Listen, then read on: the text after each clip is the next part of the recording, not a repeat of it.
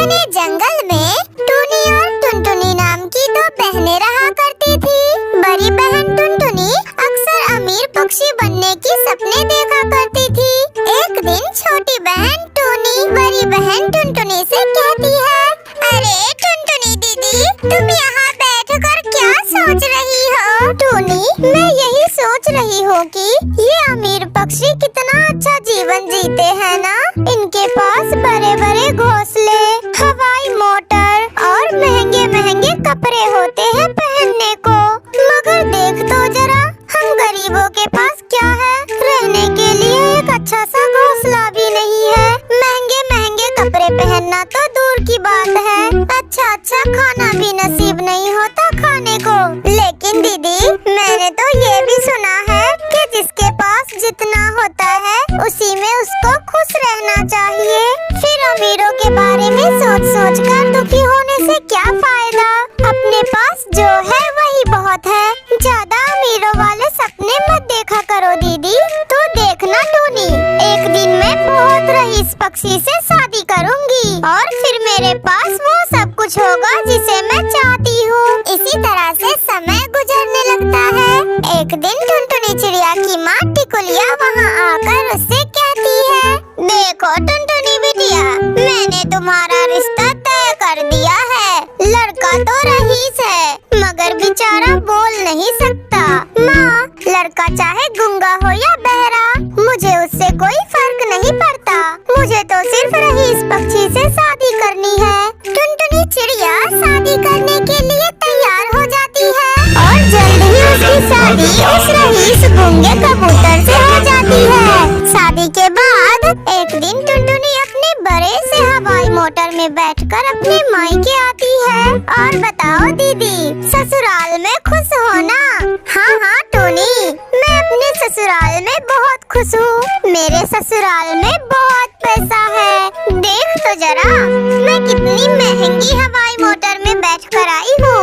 अब मुझे इधर उधर जाने के लिए उड़ना भी नहीं पड़ता। अब तू भी जल्दी से किसी रईस पक्षी से शादी कर ले और मजे मजे से अपनी जिंदगी गुजार। दीदी, अगर मेरी किस्मत में किसी रईस पक्षी से शादी लिखी होगी तो हो ही जाएगी। मेरे सोचने से कुछ नहीं होगा।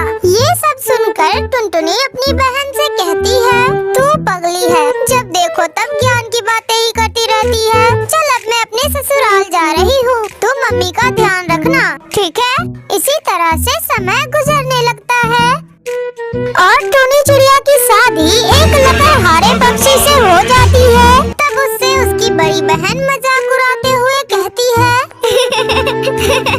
टूनी, तूने शादी करी भी तो एक लकड़हारे से, वो तुम्हें क्या पहनने के लिए देगा?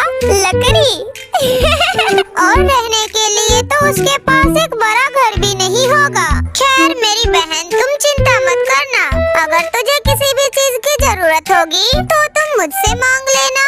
आखिर मैं तुम्हारी बहन हूँ, मैं तेरी सारी कमी को पूरा कर दूंगी। दीदी, आपने मेरे बारे में सोचा मेरे लिए यही बहुत है। लेकिन मेरे पति जो कमाते हैं, मैं उसी में बहुत खुश हूँ। वो सब तो ठीक है टूनी, मगर फिर भी अगर तुम्हें किसी भी चीज की जरूरत पड़े तो तुम मेरे पास जरूर आ जाना। मेरे पास बहुत पैसा है, अगर मैं उसमें से थोड़ा सा तुम्हें भी दे दूंगी तो मुझे कोई कमी नहीं होगी।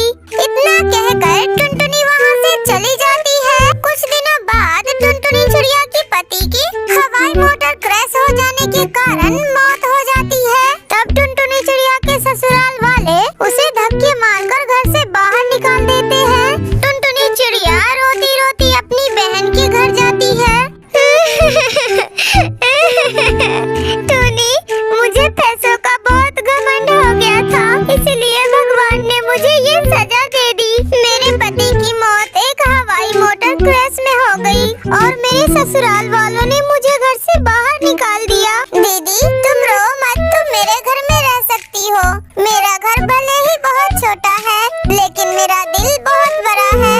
हम दोनों बहनें इस छोटे से घर